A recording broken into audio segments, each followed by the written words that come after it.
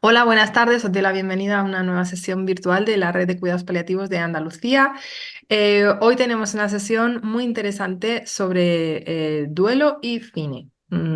La sesión la hemos titulado Procesos de morir y duelo a través de una trilogía documental y para nosotros es una oportunidad muy bonita de cerrar entre comillas, porque esperamos continuar el trabajo compartido con Iñaki, con el ponente que nos acompaña hoy, pero sí cerrar un proceso de trabajo que hemos hecho las últimas semanas con él, y es que, bueno, lo sabréis supongo quienes nos seguís a Redpal, hemos hecho 3 cineforums en 3 ciudades de Andalucía y hemos presentado la última de las películas de esta trilogía documental que ha realizado Iñaki, que ahora después os presentará a lo largo de la sesión.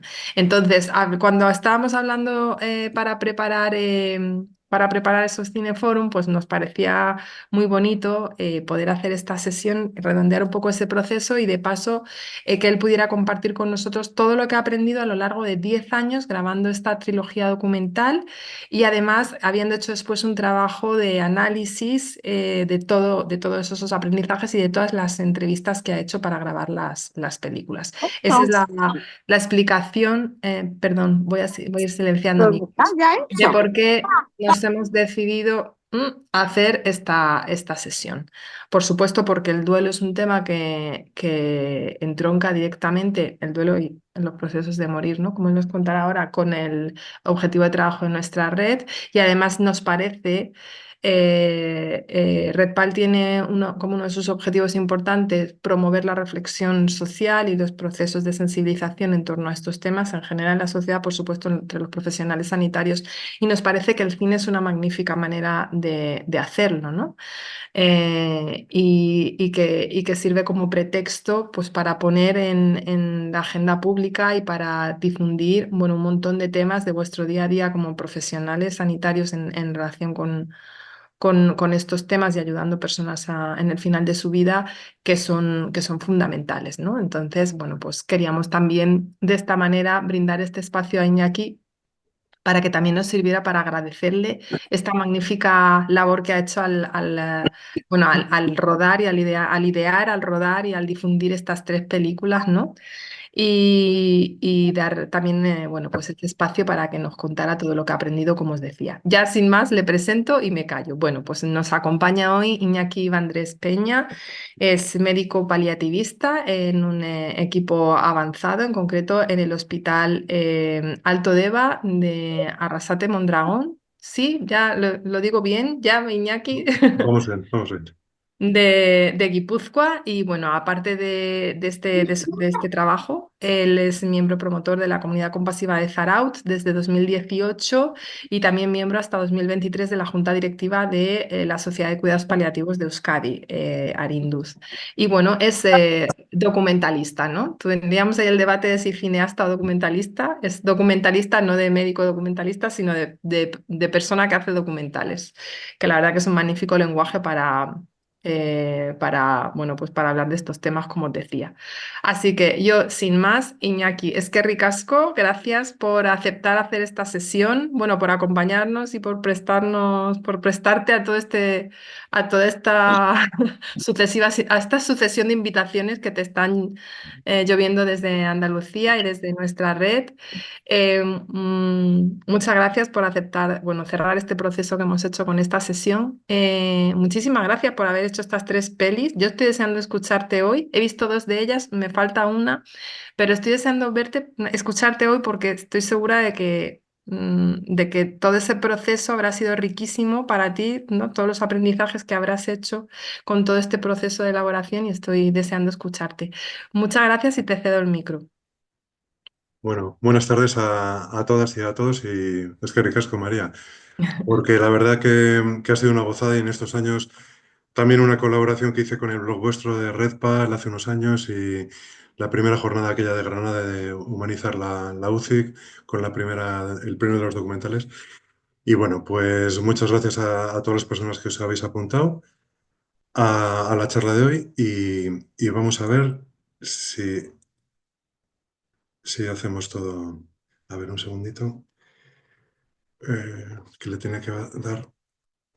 A ver, un segundito. Vale, ya está.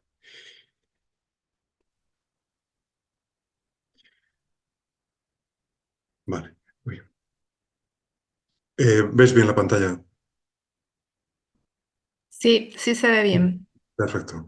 Bueno, pues la exposición de hoy va a ser un poco compartir con vosotras y con vosotros este trabajo de fin de máster, que lo acabo de presentar hace un mes escaso, el máster de la Universidad de Vic, Institut Català de Oncología.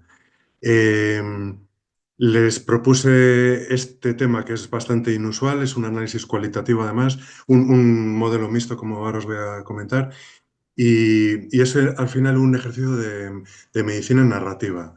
Y hoy os he traído algunos de los fragmentos de las 3 películas que van a ilustrar un poco el esqueleto de lo que encontré en el análisis, ¿verdad? Como punto de arranque, hay un acrónimo en inglés, NASH, que recoge 4 grandes bloques de causa de muerte, ¿no?, en las personas. Natural, por accidente, por suicidio y por homicidio. Los procesos naturales y progresivos de morir en relación con enfermedades, etcétera, nos dan la oportunidad de poder realizar un duelo anticipado y podernos ir preparando para lo que viene. En cambio, las muertes no esperadas no permiten la despedida y dificultan la adaptación de las personas en duelo. Entonces, entre estos 4 grandes bloques de causas de fallecimiento, hay factores evidentemente muy divergentes y ahora hemos comentado uno de ellos, pero también hay factores convergentes y es un poco la idea, el objetivo de este trabajo. Primero os voy a presentar los 3 documentales y luego vamos a ver un poco los trailers de cada una de ellas y luego os voy a contar un poco la metodología y cómo hice el estudio. El primer documental, estrenado en 2013, Aulki Hutsak, que significa sillas vacías, tocamos temas pues, un poquito en relación con lo que yo más acostumbrado estoy en el día a día en el trabajo, cáncer y otras enfermedades crónicas. Tocamos también la muerte perinatal y el suicidio. Entre los protagonistas, algunas personas que igual, bueno, muy conocidas aquí en el País Vasco, pero que posiblemente igual también podáis conocerlas de los congresos y de las publicaciones, como Julio Gómez, Lori Thompson, Izaskun Andonegui o Koldo Martínez. Combinamos la presencia de algunos compañeros del mundo sanitario con el testimonio de algunas personas en duelo. Y pasamos a ver el tráiler.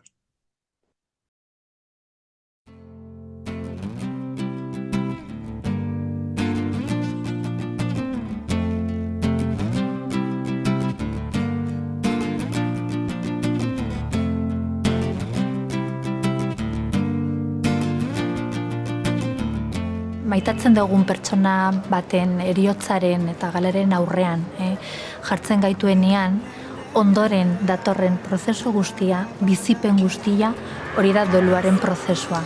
Da, ni izango nuke beste bide bat, bizitzako beste bide bat, egin beharrekoa, osasuntsua dena egitea, eta denok momentu batez edo bestez egin beharreko bidea. Heriotza hurbiletik bizi dagoen edozeinek, hau da familixakon bat, lagun gertukon bat hil, nik uste dut horret danek enbiko leuke dolua. Dolua mingarrixa da, lana handixa da, baina holakotan ezinbestekoa da.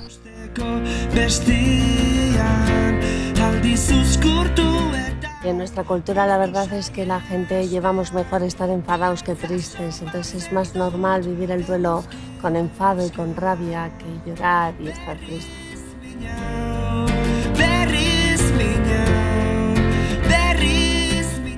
Horretarako agurtu behar zea, eta agurtzen zaren bitartean hor sentikerak azaltzen dira, oso deskarga emozionala handia egoten da, batzutan malkoekin beste batzutan ez, bakoitzak bere erara, eta bai gorputza ikusi behar dugu, desagertzen, lurperatzen edo erretzen edo.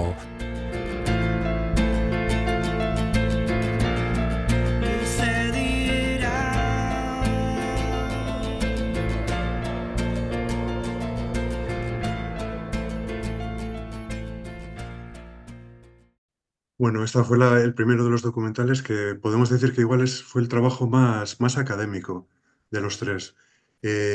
Compaginamos el aporte de compañeros médicos, psicólogos y enfermeras, etcétera, como digo, con testimonios, y algunos de los fragmentos que hemos escuchado, luego también los he seleccionado en la exposición de hoy, luego lo vamos a escuchar. El segundo de los trabajos, en realidad, más que un documental, es una obra escénica, se titula Sumiñetik eta Samiñetik Bakera, que lo podemos traducir como desde la ira y desde la amargura, desde el dolor amargo a la paz.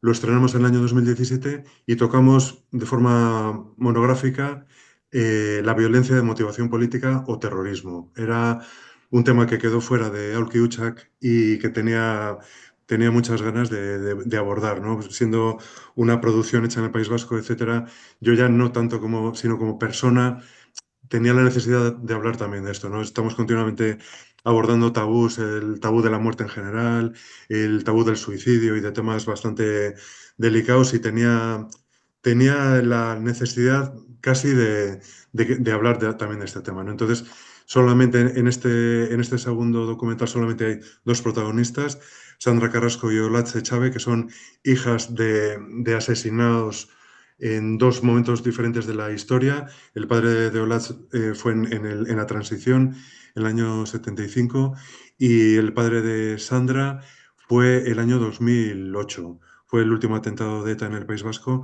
Y bueno, el nexo en común de las dos protagonistas es que las dos viven en el mismo pueblo, en Arrasate de Mondragón, que es el sitio donde trabajo yo desde hace ya 20 años, como ha comentado María.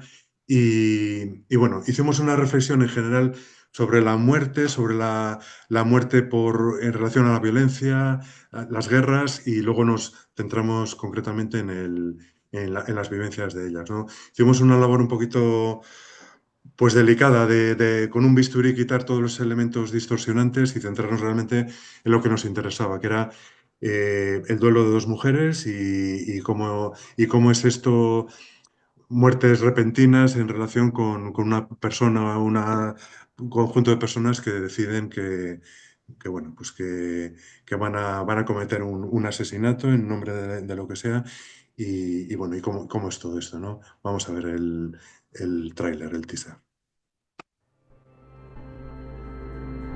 Bueno, pues, ¿por qué no? Decía que luego no. Ven, cariño, con la yaya. Ven, ven.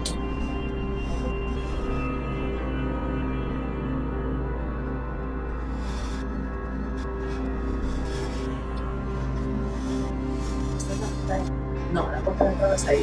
Es un parque no. Ah, vale. Ha creado expectación.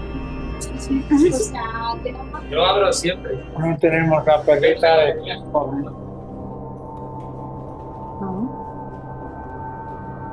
¿Qué? No, ya, esa tiene que reformar. Es que mucho dinero. Bueno, entrar puede, si no los quiere. Hombre, por ejemplo, aquí está la luz y es cuadradita, está bien.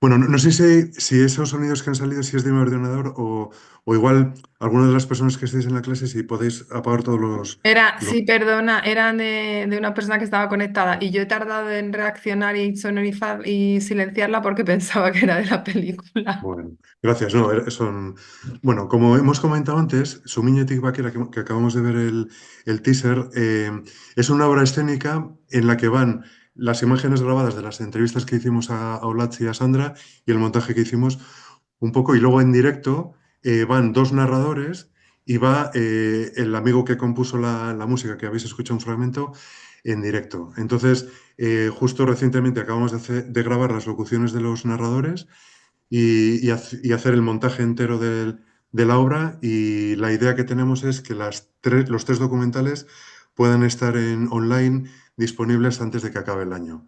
Ya os lo comunicaré a través de María, pero esa es la idea que tenemos. Entonces, por último, el documental que hemos presentado el mes pasado en Andalucía, en Sevilla, en Granada y en Málaga, se titula Mendía Nil, Iría Nil, morir en la montaña, morir en la ciudad. Eh, Aquí hemos hecho un ejercicio de poner en relación las muertes en la montaña por accidentes. En este caso no tocamos el tema del suicidio, que también es una realidad, pero bueno, no quisimos entrar en... abordamos solamente los accidentes. Y por otro lado, la muerte en la ciudad, quisimos definir lo que podemos considerar una buena muerte o una muerte digna, ¿no? Entonces, entre los protagonistas, ahí os pongo Felipe Uriarte y Juan José Sebastián, son dos mitos del alpinismo vasco que participaron en el documental. Y luego, pues, otras personas como Antonio Ormazábal y Zaskun Andonegui de nuevo. Y aquí también hicimos un poco el paralelismo entre compañeros, trabajadores sanitarios y testimonios de personas fallecidas en la montaña, ¿no?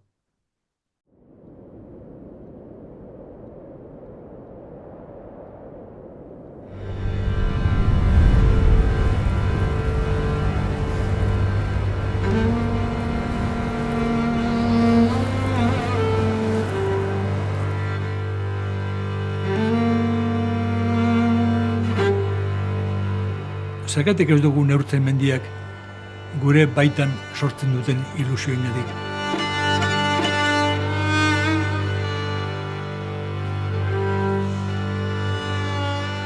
Aurkitu zuen, zentzua ematen zion, bere bizitzari zentzua ematen zion gauza bat, batean, ez? Eta hori oso polita da. Zure beldurren kontrako borroka hori nola ez da adiktiboa izan behar, ez?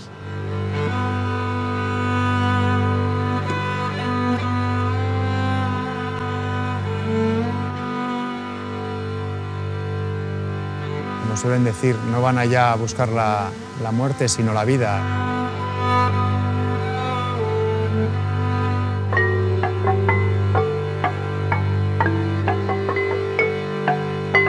Kati maina gari operation. Pazmen, gari obanda pazmen. Panz maina? Pazmen.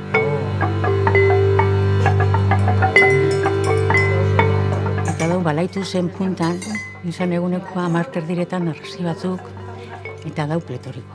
Eta orduan esak duzu jo. Azkenengo momentura arte, zoriontzu izan zean, ez?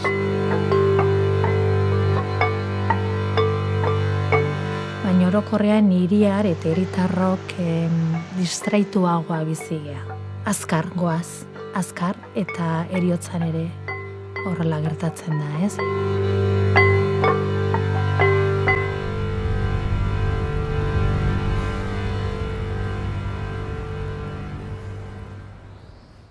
Bueno, ya habéis visto la progresión de 2013, 2017 y 2020. En el año 2000, el año pasado empecé con el máster, les propuse hacer el trabajo actual y la pregunta investigadora era la que veis en pantalla. ¿Qué características tienen en común los procesos de duelo por muerte esperable y por muerte repentina en diversas situaciones?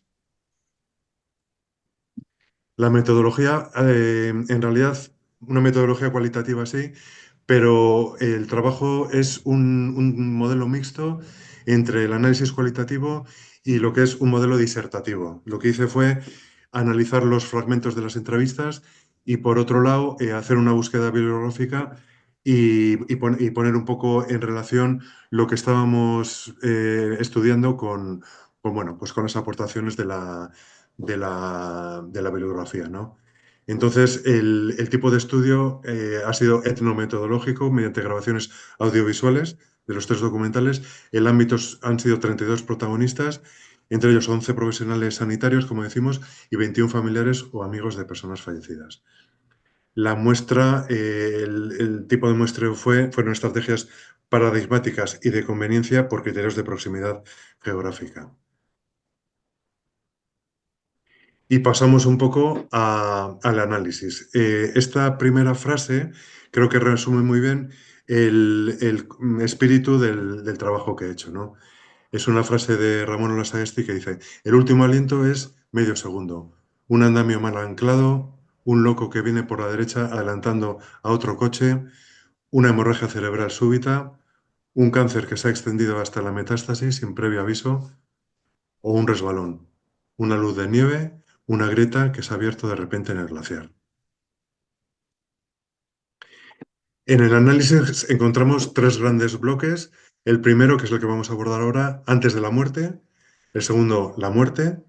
Y por último, después de la muerte o el duelo, ¿verdad? Antes de la muerte tocamos varios puntos. Ahora solamente os he traído algunos de los códigos encontrados y os he traído algunos de los fragmentos que hemos analizado. Entonces, en este primer punto, vencer a la muerte, un poco la fantasía de la inmortalidad y un poco lo que nos encontramos un poco en la sociedad posmoderna actual, este fragmento del libro de José Saramago, Las intermitencias de la muerte. Imaginaos que la muerte desapareciera de repente de la sociedad. ¿Qué supondría que nadie nunca muriese? ¿Qué dirían los filósofos, los maestros y los líderes religiosos? ¿Qué haríamos en los hospitales, en los ambulatorios, en las residencias de ancianos, las funerarias, los enterradores? Un fragmento genial. No ver la muerte. Ahora justo en uno de los trailers le hemos escuchado quizás con Andonegui, lo que ocurre en la sociedad occidental y especialmente en el ámbito urbano, ¿no? Ese vivir distraídos, ¿no? No querer ver la muerte. En la búsqueda bibliográfica, en el libro de Montse Esquerda, comenta cómo en la ciudad la comunidad se diluye y emerge el individualismo. En la posmodernidad desaparecen los metarrelatos, las creencias compartidas y los asideros psicológicos, ¿no? Y espirituales. Y en el libro de Cristina Llagostera, esa angustia espiritual, ¿no? Que en realidad creo que motiva gran parte de este vivir de espaldas a la muerte, ¿no? Es el miedo a la nada, a la disolución. Antes de la muerte, envejecer. Encontramos el primero de los estigmas que vamos a analizar hoy a la tarde, ¿no? El estigma de la vejez. Y la frase de Íñigo Suberbiola, que es un compañero de hospitalización a domicilio: al envejecer tenemos que ir haciendo pequeños duelos, perder la movilidad, la funcionalidad, y esto al final son pequeñas muertes y pequeños duelos. El siguiente fragmento es de Arantxa Urretavizkaia, una escritora muy conocida en el País Vasco, que hace precisamente una apología de la vejez y que es un gusto escucharla en la radio, etcétera, y leerla, ¿no? Y por eso he querido traerlo también hoy a la tarde, ¿no? Comenta: en estos 20 años he escrito 2 o 3 libros, he cuidado a mi madre y la he perdido. He hecho amigos nuevos y los de antes no se me han alejado. Y he envejecido. Pero la vejez no trae per se y sin remedio la resignación. Me parece una frase llena de luz y quería compartirla con vosotras. Este es uno de los fotogramas de la película Morir en la montaña, donde aparece Juan José Sebastián. Seguimos, antes de la muerte, el proceso de enfermar. Y encontramos el segundo de los estigmas, el estigma de la demencia. Y esta frase pues que recoge algo conocido, que hemos comentado al principio también. El duelo no siempre empieza con la muerte. Muchas veces, en el caso del Alzheimer, lo que sucede es que se pierde la identidad, se pierde la comunicación y se da el fenómeno de la despersonalización. La persona pierde parte de las características que nos hacen seres humanos, ¿no? Y ese gran duelo anticipado. Como hemos comentado, el Alzheimer, bueno, es una de esas enfermedades que puede ser muy impactante y muy cruel, pero nos permite poder ir anticipando el duelo. Otra frase de Íñigo: muchas veces vemos a gente a la que se le ha terminado la vida biográfica y que ya han perdido la cabeza y la vida biológica continúa. Y esto es un drama porque al final para ellos no hay disfrute y para las familias muchas veces son procesos muy duros en relación con las demencias. En la misma frase la he interrumpido, pero ocurre el proceso contrario también, ¿no? Personas que empiezan la vida biográfica y la vida biológica se interrumpe bruscamente, como puede ser un accidente de montaña, personas muy jóvenes de 20 y pocos años. El tercero de los estigmas, el estigma del cáncer todavía.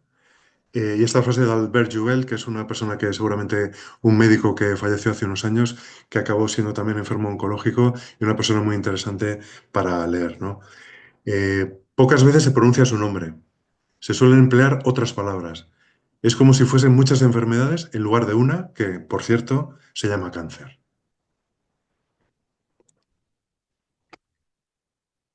Al contrario, vamos acabando el primer bloque, al contrario estaría el proceso de aceptar la muerte, de aceptación de la muerte. Y nos tenemos que ir muchas veces a otras latitudes del mundo para encontrar otro tipo de aceptación y de tratamiento más natural de estos procesos, ¿no? Entonces, Izaskun comenta cómo estuvo viviendo unos 3 años en la India y cómo, en sus palabras, ¿no? En la cultura local vi cómo vivían la muerte con una mayor naturalidad que en nuestro entorno. Veías, por ejemplo, niños jugando alrededor de una incineración, ¿no? De un cadáver. Y luego una frase de Susana, que es una de las personas que participa en el tercero de los documentales, es otro médico de hospitalización a domicilio que trabaja aquí en el País Vasco, pero que es oriunda precisamente de la zona de Vic, ¿no? Donde hice el máster. Entonces ella comenta, ¿no? Yo también de la zona que soy, de la zona de Vic, que está en el interior de Cataluña, mi abuela nos llevaba, cuando alguien del pueblo se moría, de los vecinos así, nos cogía de la mano, a mis hermanos y a mí, y nos llevaba a las casas a ver al muerto. Era una cosa natural, no pasaba nada. Ahora, en cambio, todo esto no se conoce y se ha perdido. Posiblemente os podéis sentir identificados. Yo, por lo menos, voy a cumplir los 53 años y yo sí que he sido testigo de procesos más naturales de aceptación de la muerte en el entorno nuestro, ¿no? Y posiblemente vosotros y vosotros también tengáis en mente un poco vuestra propia experiencia vital. Y si queréis, luego en el coloquio lo podemos compartir. En el segundo de los bloques, ¿cuál es la actitud de los sanitarios ante la muerte? Uno de los códigos. Y en la figura del sanador herido, ¿no? Que luego, si queréis, también la podemos abordar y que, bueno, pues podemos ya comentar que ha sido un poco el motor para que yo me animara a meterme en este tinglao de hacer documentales, ¿no? Pues la muerte de mi padre fue un poco el detonante de todo esto, ¿no? La muerte de mi padre y en el año 2012 el diagnóstico de cáncer a mi madre y de volver a empezar con el proceso y etcétera, ¿no? Una crisis personal eh, de sanador herido, precisamente. Y esta frase de Juan Carlos Bermejo, eh, que dice, ¿cuál es mi herida? ¿Qué está detrás de mi deseo de ayudar a los demás? Me parece una frase para reflexionar muy interesante y que ahí os la lanzo y continuamos. La muerte, ¿cómo? Coldo Martínez es un intensivista que ha trabajado, ya está jubilado en Navarra, y comenta un poco en relación, ¿no? A lo que es los cuidados intensivos y los cuidados paliativos, en sus palabras. Y es verdad, morir en intensivos es completamente diferente. En cuidados paliativos el proceso de morir lo tenemos mucho más trabajado. En cuidados intensivos los procesos en general son más duros porque se dan súbitamente, ¿no? Vamos conectando con el tema del trabajo. Y podríamos añadir, se dan súbitamente y además en personas más jóvenes. Entonces, a diferencia de los cuidados intensivos, nosotros en nuestro ámbito sí que tenemos ese estigma todavía que nos hace, pues, en lugar de presentarnos como equipo de cuidados paliativos, tener que utilizar una serie de metáforas, equipo de soporte, etcétera, etcétera. Esto lo cuenta muy bien Bruera, ¿no? en los congresos. El tercero de los estigmas, el estigma de los cuidados paliativos. La muerte como, y Manuel Miner, en el primero de los documentales, comentando en relación a la muerte de su hermano. La muerte de Igor fue inesperada, de golpe, tomó su decisión y se suicidó. Me pareció una decisión muy valiente, no sé si yo sería capaz. Su hermano tuvo una esquizofrenia y tuvo un brote fuerte y en el segundo de los brotes pues tomó esta decisión. Y nos plantamos ante uno de los grandes estigmas, el estigma del suicidio, ¿no? En relación con estas muertes repentinas que traen tanta carga y tanta dificultad, tanta complicación en el duelo. La muerte, ¿dónde? Esta frase genial de Jorge Nagore en el tercero, en Morir en la montaña. Si nos dieran a elegir el sitio, querríamos que fuese en el lugar donde más hemos amado la vida. Y estas son otras frases que os dejo para la reflexión. ¿Cuál sería ese sitio, ese lugar para cada una de nosotros, ¿no? De nosotras? Morir en casa. Esta es una frase del escritor egipcio Naguib Mahfouz. ¿Qué es la casa? ¿Cuál es nuestra casa, ¿no? La casa no es el lugar donde naciste, la casa es donde tus intentos de escapar cesan. No sé, yo conecté mucho con esta frase porque también he estado un poco itinerante de un sitio a otro en mi vida personal y bueno, considero que ya el sitio donde vivo actualmente, posiblemente ya mis intentos de escapar han cesado. Seguramente antes también, pero bueno, pues un poco conectando con la frase anterior de Jorge Nagore, ¿no? ¿Cuál es ese sitio donde vislumbramos o donde nos gustaría que fuera nuestro final? Cuando volvemos a Ramón Olasagasti y conectando otra vez lo que son las muertes traumáticas con los procesos con los que estamos más familiarizados, ¿no? Y la pregunta, ¿por qué? ¿No? Está en relación con la muerte en la montaña, pero las podemos aplicar, ahora vamos a ver. Son preguntas en relación con muertes traumáticas, sin respuesta, teniendo en cuenta la juventud de los fallecidos. Pero son las mismas preguntas sin respuesta de los que pierden a un hijo o una hija por una leucemia, por ejemplo, o la muerte por un infarto de una madre joven. Ahí volvemos a enlazar los dos mundos, la montaña y la ciudad. Y entramos un poco en esa definición que hablamos antes de la buena muerte, ¿no? La muerte digna es la que respeta los valores de cada persona. Entonces, realmente no hay una definición unitaria, como es evidente, y cada uno, cuando hacemos o ayudamos a hacer el documento de voluntades anticipadas, por ejemplo, a otras personas, y nos hacemos la misma pregunta, ¿no? Normalmente. Y realmente vemos que cada persona tiene unos planteamientos diferentes, que por supuesto en nuestro mundo profesional tenemos que respetar. Al hablar de la dignidad, he traído en la búsqueda bibliográfica, por supuesto, llegué hasta Alex Chochinov, que es uno de los grandes popes en Canadá a nivel mundial de este punto, y comenta esta serie de características, ¿no? El poder arreglar conflictos, los asuntos pendientes, mantener la identidad y las relaciones sociales y familiares hasta el final, en lo que podamos. Esa sensación de continuidad de cara al futuro que pueden dejar hijos, hijas, nietos y nietas, ¿no? Que nos puedan dejar esa satisfacción en parte. Y luego el patrimonio que dejamos, material y no material, ¿no? La huella psicológica o espiritual que dejamos en las personas que se quedan. Y por supuesto la aceptación. Es un tema de mucha profundidad que daría para una charla solamente monográfica, pero bueno, por lo menos este retazo, ¿no?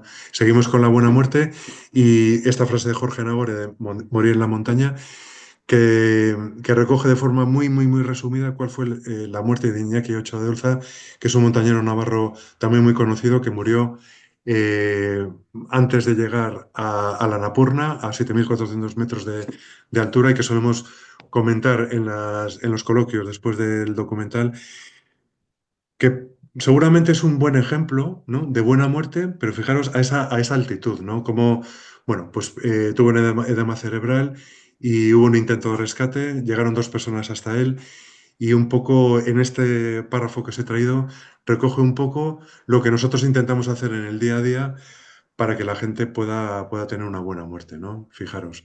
Willy Steck, que es otro montañero, que luego después de unos años falleció también en un accidente de montaña, puso en riesgo su vida. Llegó hasta Iñaki, le dio medicinas, lo alimentó, intentó insuflarle vida, esperando que llegasen a tiempo los que venían detrás con el oxígeno. Intentó reanimarlo cuando murió y al final le dio sepultura en una grieta, ahí arriba en la montaña. Iñaki Ochoa de Olza murió acompañado por un ser humano excepcional. Como os digo, este es un poco el objetivo claro de las personas que nos dedicamos a atender a personas en final de vida. Que las personas mueran acompañadas y con todos estos puntos que hemos tocado. Entramos ya en el último de los bloques, después de la muerte ¿qué? Los ritos en las personas que nos quedamos, y Lori Thompson, como comenta, ¿no? El cambio cultural que ha habido, lo tratamos también en el trabajo de fin de máster, y ella dice, no deberíamos hacer desaparecer los rituales funerarios, pero podemos transformarlos. Y esto es lo que están haciendo hoy en día las ceremonias civiles, porque tenemos la obligación de decir adiós, la obligación para poder tener un duelo lo más saludable posible, ¿no? Esto está en relación al cambio cultural y a un poco pues, el cambio que está habiendo en relación a los ritos funerarios, en relación con el hueco que está dejando un poco las ceremonias religiosas, ¿no? Que cada vez, bueno, pues se van sustituyendo por otro tipo de procesos. Entramos en el duelo. Otra frase de Izaskun Andonegui, que conecta directamente ese dolor psicológico que sentimos con el amor, que es lo que marca un poco pues el proceso, ¿no? Cuando no hay amor, cuando no ha habido en esa relación no ha habido amor o ha habido otra serie de cosas, no hay duelo, hay otra cosa, ¿no? Entonces ella dice en sus palabras, porque amamos, nos duele perder ese amor. De ahí viene la palabra dolus de ese hueco, ¿verdad? Iker Barandiaran es una de las personas que han salido en el primero de los trailers.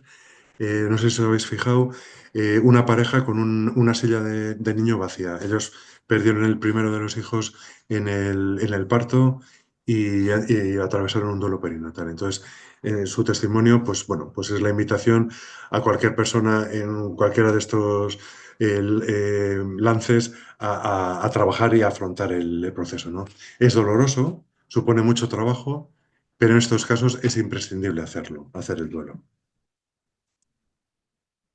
Esta frase de Juanjo San Sebastián, uno de los montañeros que hemos mencionado y que ha salido en el tráiler, en la fotografía que hemos visto antes en relación con la vejez, y que realmente se comenta mucho en las proyecciones, ¿no? O sea, cómo supo hacer esta metáfora, este paralelismo entre esos estimuladores que se ponen cuando hay una amputación de una pierna, por ejemplo, de una parte de la pierna, para intentar evitar las sensaciones que se tienen del miembro fantasma. Hace un paralelismo con imaginaros si hubiera algún tipo de estimulador que pudiera, bueno, aliviarnos y a no sentir eso que sentimos con el hueco que dejan las personas a las que queremos, ¿no? Es una frase genial. El vacío de Acho Apellaniz es un compañero de cordada suyo que murió, pues bueno, a su lado, parecido a lo que hemos hablado antes de Iñaki Ocho de Dolza. Él recogió esas vivencias en un libro muy recomendable, Cita con la cumbre, y este es uno de los fragmentos extraídos de este libro, ¿no? El vacío de Acho Apellaniz lo puedo conservar ahora exento de dolor, una vez completado su proceso de duelo. Y la frase, ¿no? Si inventasen un estimulador o un artefacto que llenase este hueco, no me lo pondría jamás. Yo creo que es un poco hay personas que igual piensan que el proceso de duelo es tirar para adelante y no mirar hacia atrás y no pensar y olvidar y tal. Muchas personas piensan esto y realmente esta frase ayuda mucho para un poco centrarnos en lo que es, ¿no? Realmente tenemos que sentir el dolor y tenemos que atravesar las etapas y tenemos que compartir y tenemos que expresar y exteriorizar todas las emociones que se nos mueven por dentro. Me parece una frase genial de Juanjo. Entramos en las emociones y un poco una de las frases que habéis escuchado en el primero de los documentales, y ahora volvemos a Lori, ¿no? Cultural, en cuanto a diferencias de género. Culturalmente está permitido a las mujeres expresar tristeza más que a los hombres. Es una frase que está plenamente vigente. A nivel de género se están moviendo las cosas, sí que es cierto, pero todavía hay unos patrones y bueno, lo quisimos recoger.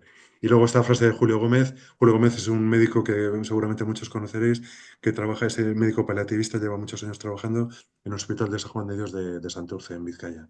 Entonces, esta frase que recogimos en Alquiuchac, que le decía a su hijo, ¿no? Ellos tuvieron la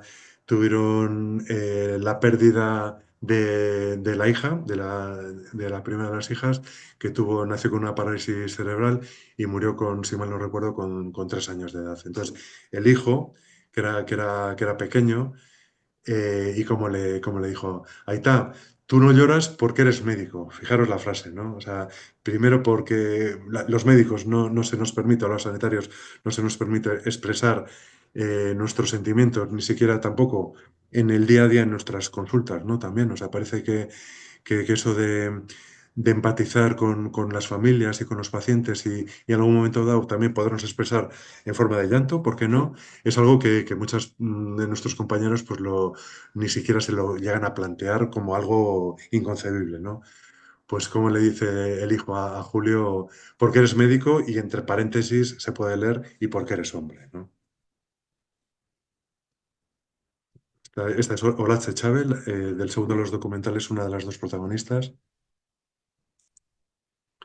Seguimos con las emociones. Esta frase la hemos escuchado antes de Marija Goicoechea, que es una psicóloga de la Universidad de Deusto y teóloga, y que dice, ¿no? La verdad es que en nuestra cultura llevamos mejor estar enfadadas que tristes, ¿no?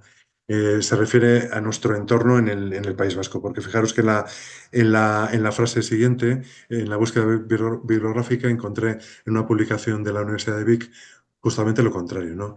La tristeza y el llanto están más aceptadas que la rabia. Bueno, es un poco lo quise traer porque posiblemente hay factores culturales y bueno, y ahí os dejo un poco la frase para vuestros territorios y tal, pues ver un poco qué es ese balance, ¿no? Entre mostrarse enfadado o mostrarse triste. Y es un poco, de forma muy resumida, el estar enfadado nos da energía. Nos enfadamos a veces, buscamos culpables, ¿no? En los procesos incluso naturales de morir, ¿no? Buscamos culpables, pues puede ser en el oncólogo o en el médico en general, o en la enfermera que hizo algo que no nos gustó, o en el hermano o la hermana que estuvo ausente en el proceso de la enfermedad de nuestro padre o lo que sea, y buscamos culpables que en realidad no hay. Son enfermedades o procesos que no tienen, a diferencia bueno, pues de otros procesos de morir, como hemos comentado, como podría ser el asesinato de una persona, ¿no? Pero esa búsqueda de culpables. Y como decíamos, en el proceso de duelo, conectando con el enfado o incluso con la ira, ¿no? Lo que hace es darnos esa energía que no tenemos cuando nos mostramos tristes y cuando nos mostramos alicaídos y con llanto, ¿no? Entonces, es una estrategia para mostrar una fuerza que en realidad no tenemos, ¿no? eh, conectamos con el enfado, con la ira, que son especialmente evidentes en las muertes relacionadas con la violencia, evidentemente. Y esta es una frase de Sandra Carrasco, ¿no? Recordamos que a su padre lo asesinaron en Mondragón, fue el último de los asesinatos de ETA en el País Vasco. Y cuenta cómo fue el proceso, ¿no? Estaba en casa y me empeñaba en entrar en YouTube a ver cómo había sido el atentado y volver a revivir lo que había pasado. Entonces me daba el arrebato y tenía que ir contra ellos, un poco con el mundo de la izquierda abertzale, ¿no? Pasaba por las Sarico tabernas riéndome como para provocarles y después también arrancaba pancartas, etc.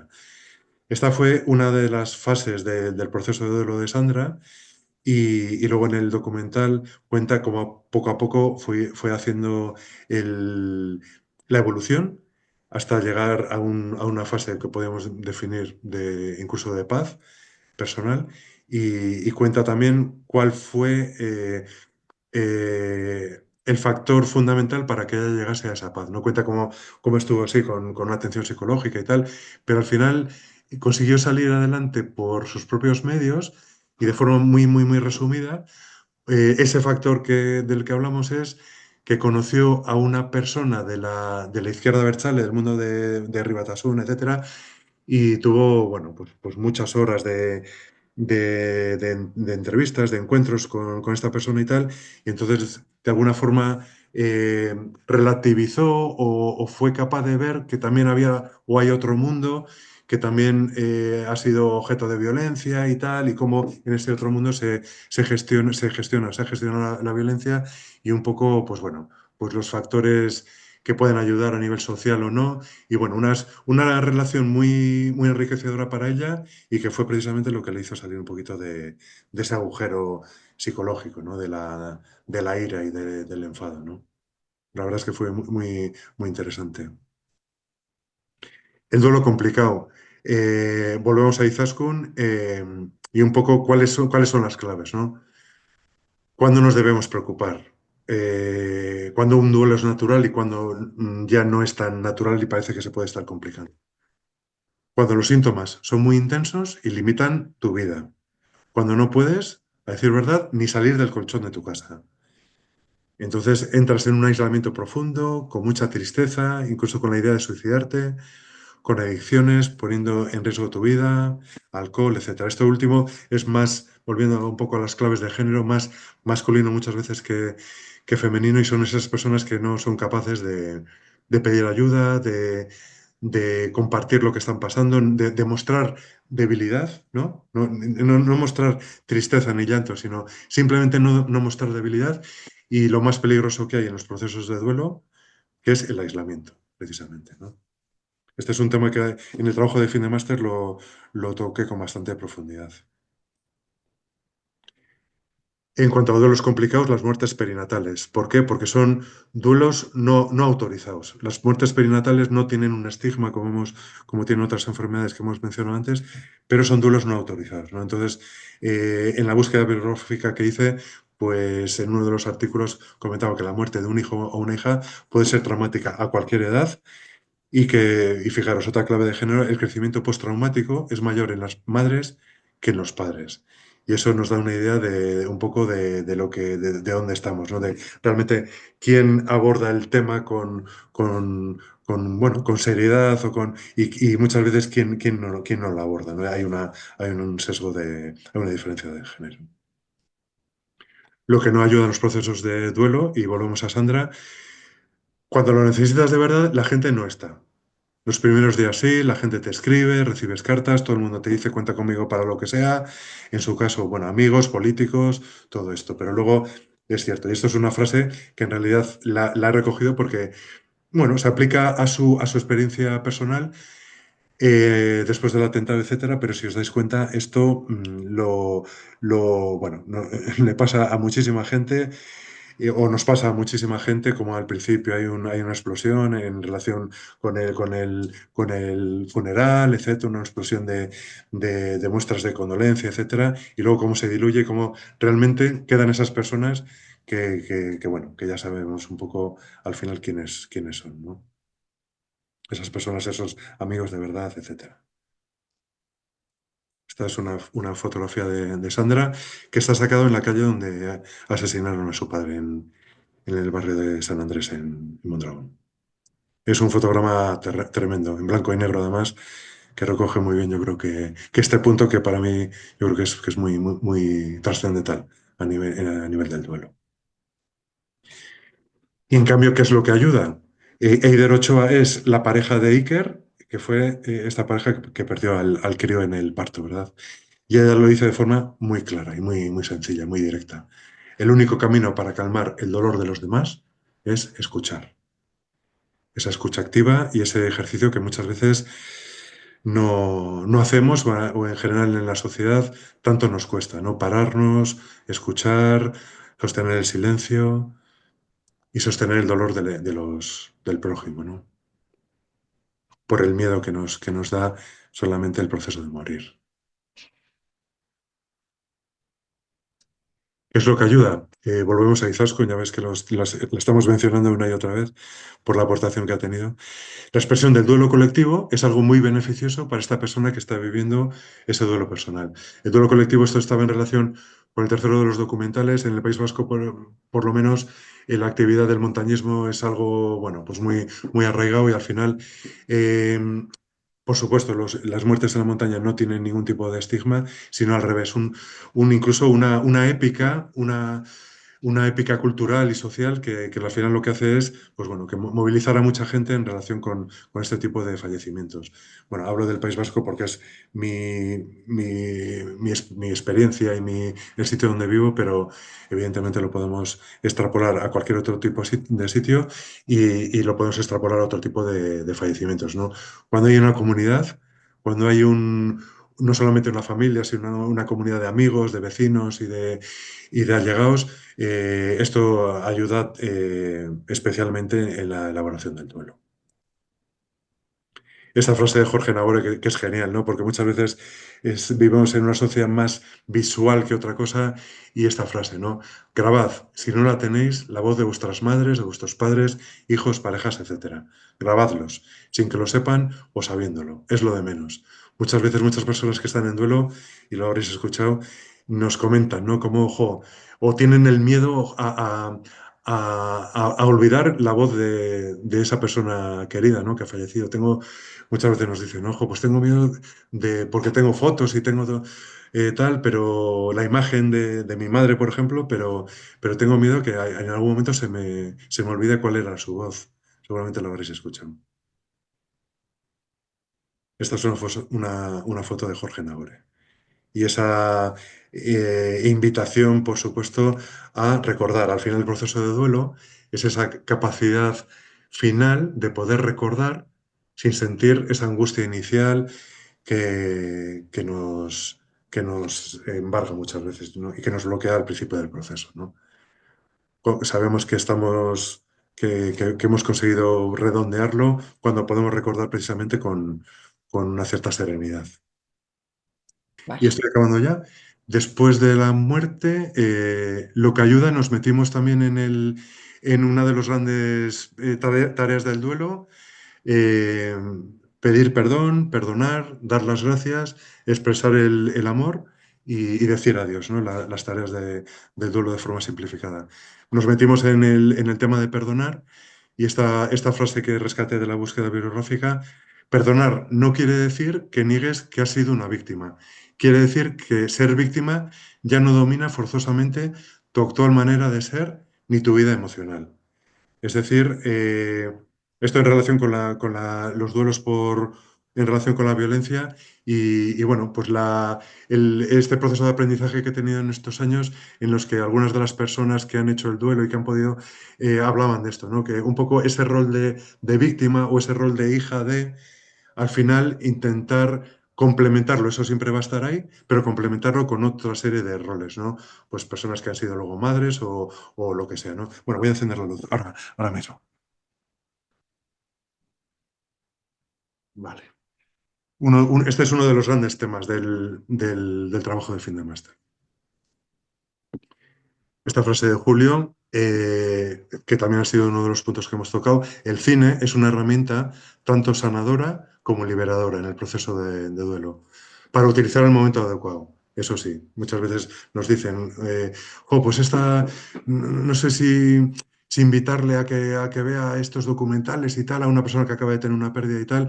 Bueno, pues el momento adecuado, pues muchas veces igual no es 2 semanas después de que ha ocurrido un fallecimiento, sino que igual esa persona necesita algo más de tiempo. Lo mismo cualquiera de las otras expresiones artísticas, ¿no? La literatura, los libros o la música, etcétera, ¿no? Un poco, pues esto viene a reivindicar pues el poder que tienen las artes en los procesos del duelo.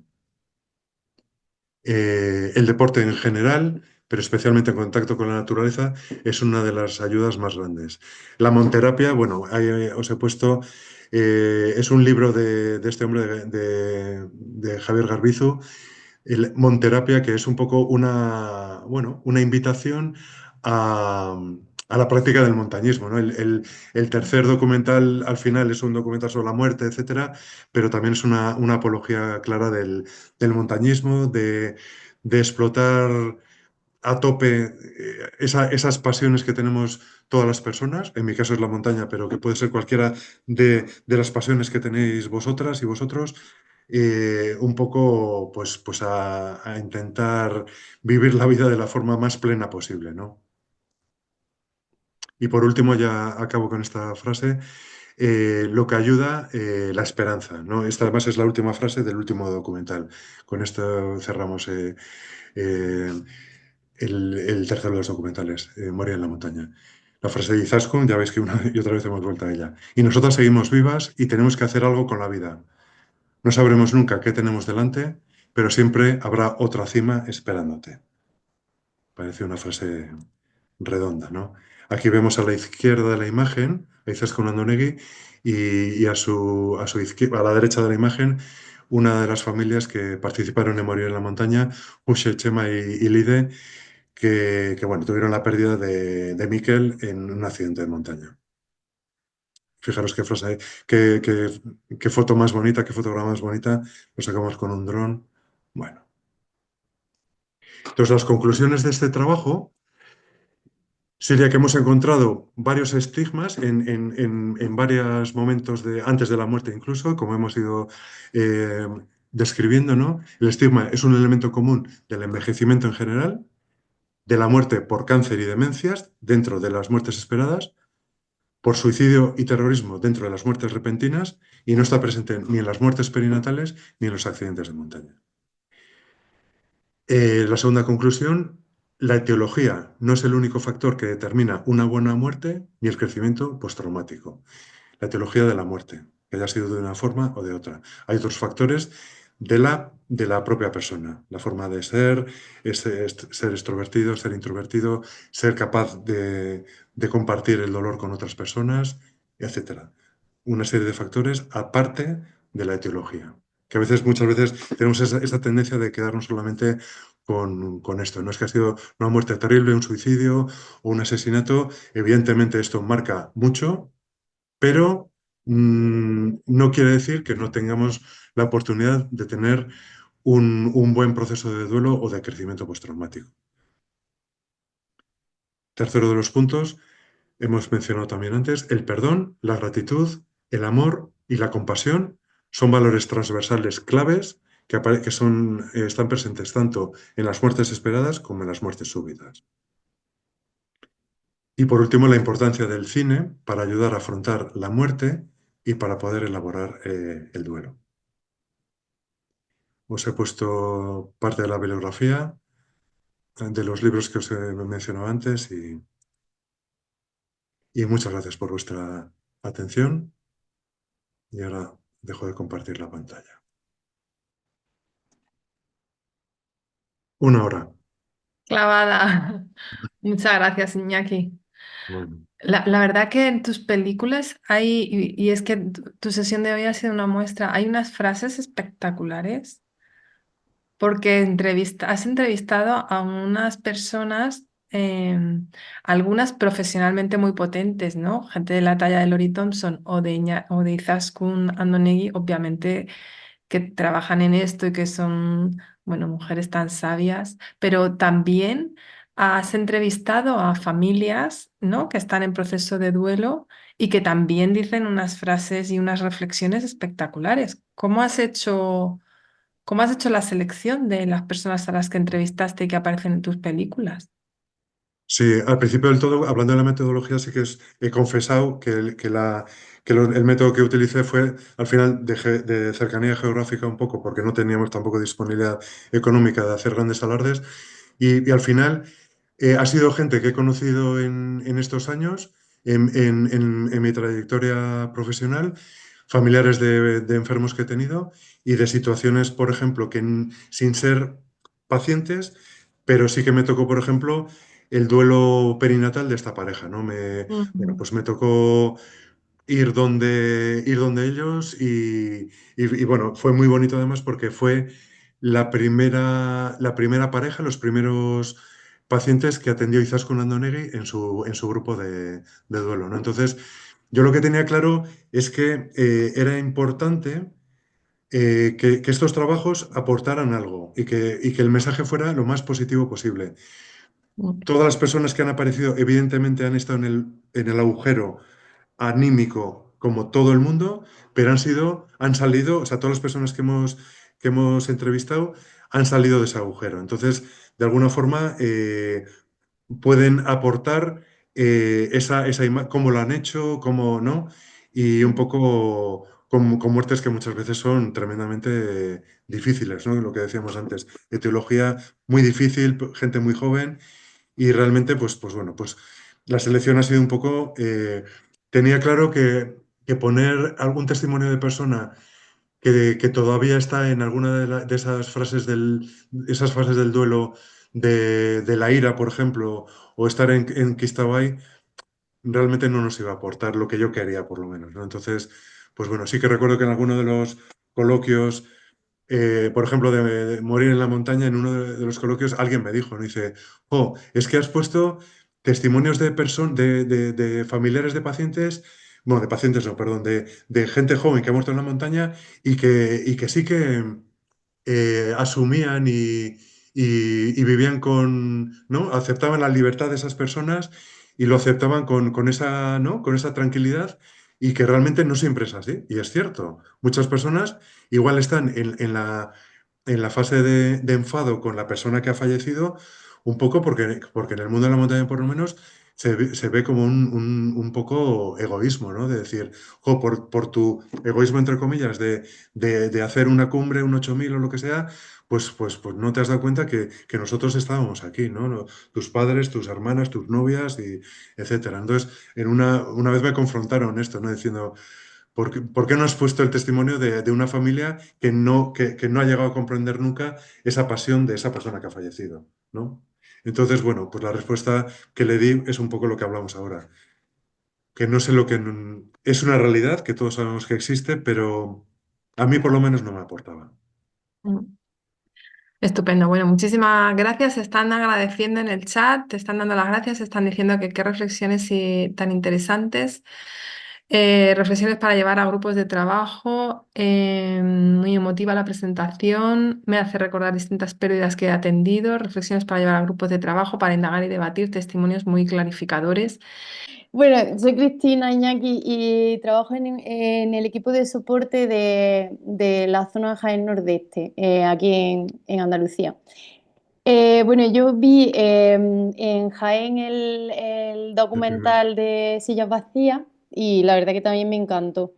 También me identifico mucho bueno, pues con el interés un poco también por esta medicina narrativa que comentaba al principio y también la investigación cualitativa, ¿no? Como que aúna cosas interesantes que es verdad que no se nos no las solemos trabajar, ¿no?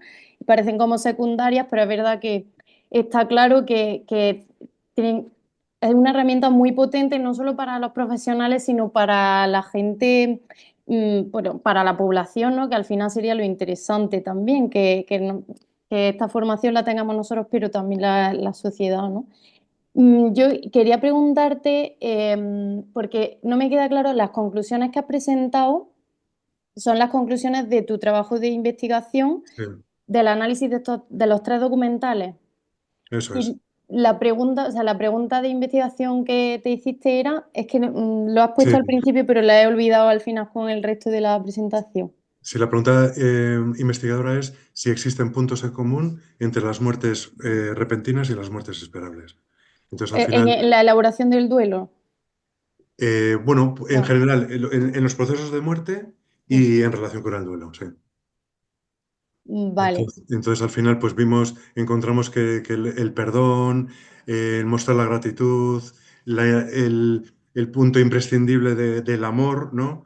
Y la compasión también, están presentes en todos ellos, ¿no? Entonces, eh, bueno, fue una de las conclusiones. Y luego los estigmas, ¿no? Que al final, pues lo vemos muy claro con algunos de los temas que habíamos tocado, pero bueno, decir claramente que todavía el estigma empezando por la vejez, ¿no? Por las personas mayores que muchas veces, pues en la sociedad actual, pues muchas veces hablamos de personas con 60 años, con 70 años y siempre eso de decir, ¿no? Son un paciente joven, ¿no?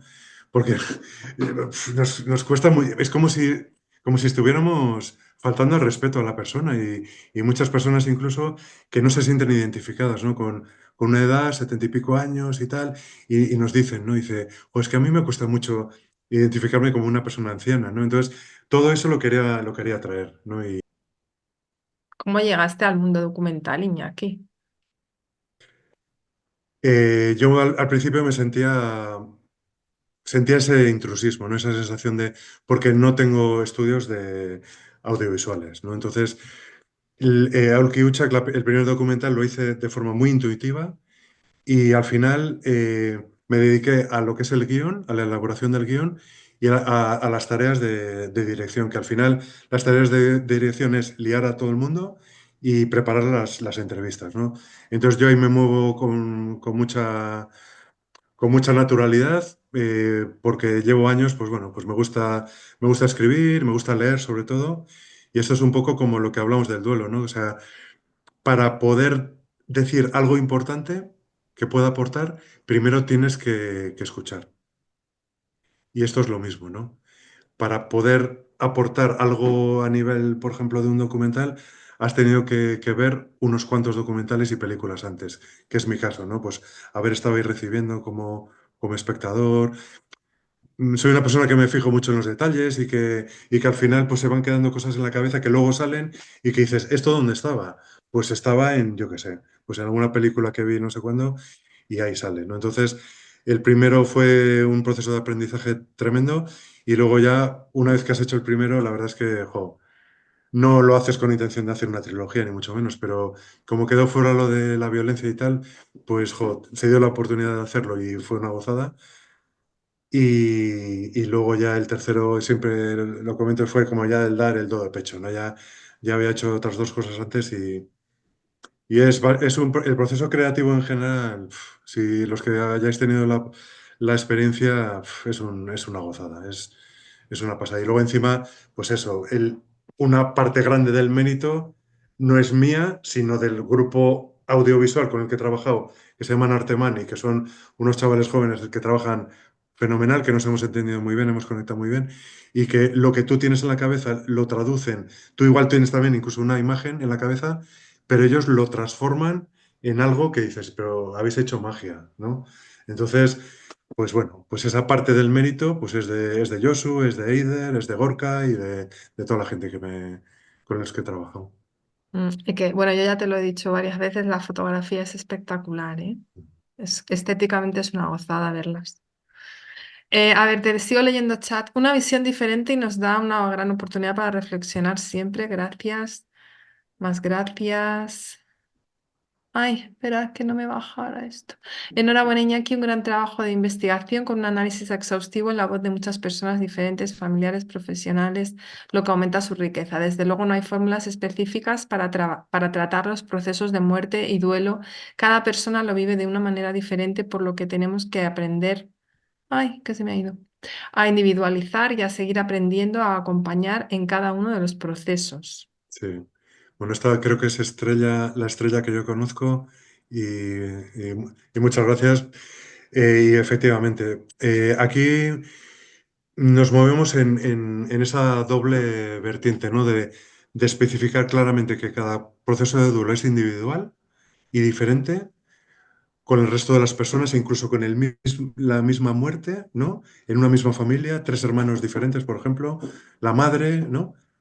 Es un proceso individual, pero al mismo tiempo esos elementos en común que hay y que no podemos olvidar, ¿no? Entonces, incluso con tipos de muerte tan diferentes, ¿no? Que parece que no tiene nada que ver una cosa con otra, ¿no? Y que lo solemos decir, bueno, eso no tiene nada que ver, de forma enfática, ¿no? Hacemos el énfasis, pues porque es verdad, son muy diferentes, ¿no? Pero yo, bueno, aparte del énfasis y aparte de lo que quieres recalcar, hay en ese núcleo, claro que hay cosas en común, sí que hay cosas en común. Entonces es un poco la doble, ¿no?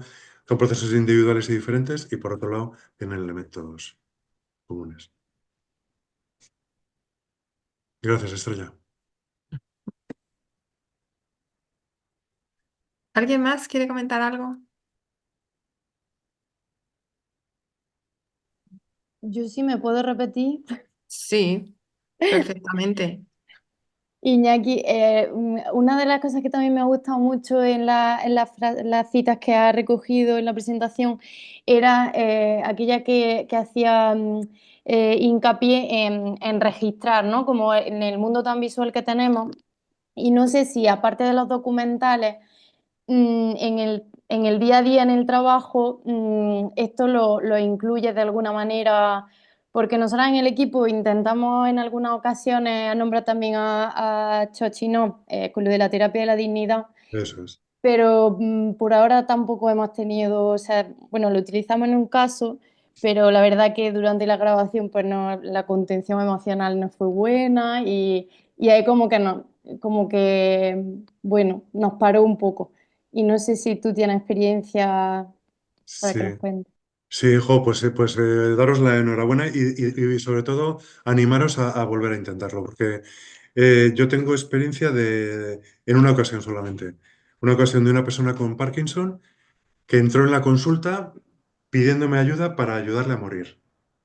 sin presentarse, sin decir buenos días y casi sin sentarse en la silla. Entró así. Entonces ya se sentó, empezamos a hablar, me empezó a contar, le dije que contara conmigo para cuando llegase el momento, para que le pudiéramos ayudar para que el final sea sin sufrimiento, etcétera. Pero era una persona con un Parkinson no tan avanzado y me llamó mucho la atención algo tan drástico, ¿no? Entonces yo había escuchado muchas veces a Marina de la Clínica Universitaria de Navarra, que lo está trabajando mucho, muchas veces, muchas charlas y tal, y se me encendió la lucecita, ¿no? Y le llamé, le comenté que, claro, yo trabajo en la salud, en la sanidad pública, no en la clínica universitaria. Lo que comentas, tienen además, es que lo graban, tienen soporte audiovisual y todo. Entonces, claro, en la sanidad pública, como me imagino como vosotros, pues yo lo hice de forma mucho más modesta y hicimos una terapia de la dignidad. Me trajo fotos, vino con el marido, hicimos en dos sesiones.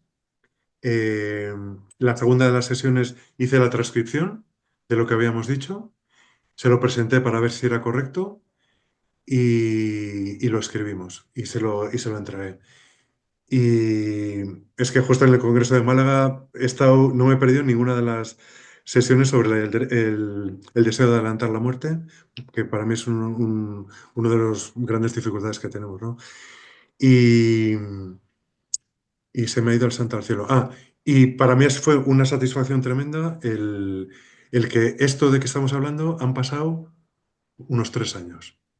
O sea, que no solamente el proceso, ha seguido adelante el proceso suyo del Parkinson, ahora mismo está funcionalmente mucho peor que cuando la conocí. En estos 3 años ha fallecido su marido, que era uno de los factores que andaba ahí un poquito enredando y precisamente esta semana me he encontrado con su nuera y le he pedido que me gustaría estar con ella, con Pilar, y le he y va a venir un día, va a venir otra vez a la consulta de paliativos para retomar un poco el proceso. Pero fijaos, 3 años de querer acabar ya, hacer una terapia de la dignidad y pues muy satisfactorio. O sea que animaros a insistir y yo, por ejemplo, no grabé en audio. Tomé notas a pie de consulta y con eso me apañé bien, pero la verdad es que con un audio es mucho más, te permite hacerlo con mucha más fineza. Mm. Mm.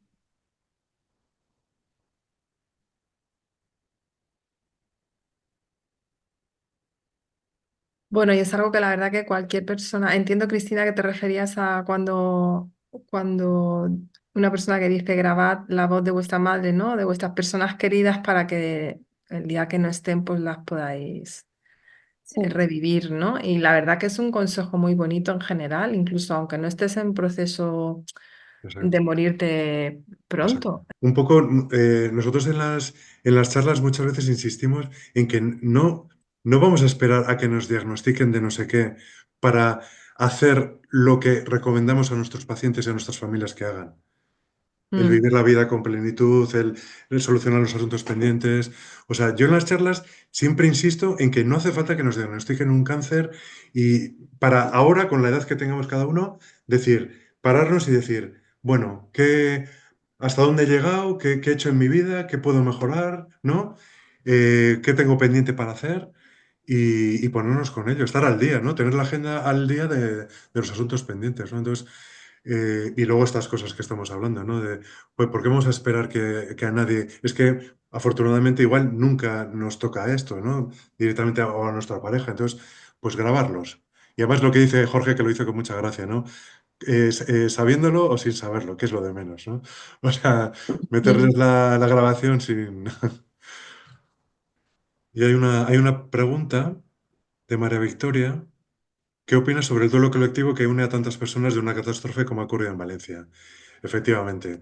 Pues es que ahora lo estamos viendo en directo, ¿no? Y algo tan brutal y como al final yo creo que sí que es importante esa sensación de pertenencia a una misma comunidad, ¿no? A una misma ciudad, a una misma comunidad, a un mismo país, o sea, lo que queramos, ¿no? A un mismo continente, o sea, que haya habido gente de Francia que se hayan intentado sumar a los rescates, a los bomberos de Francia, o sea, todo eso es altamente reconfortante, ¿no? La humanidad compartida, que muchas veces hablamos, ¿no?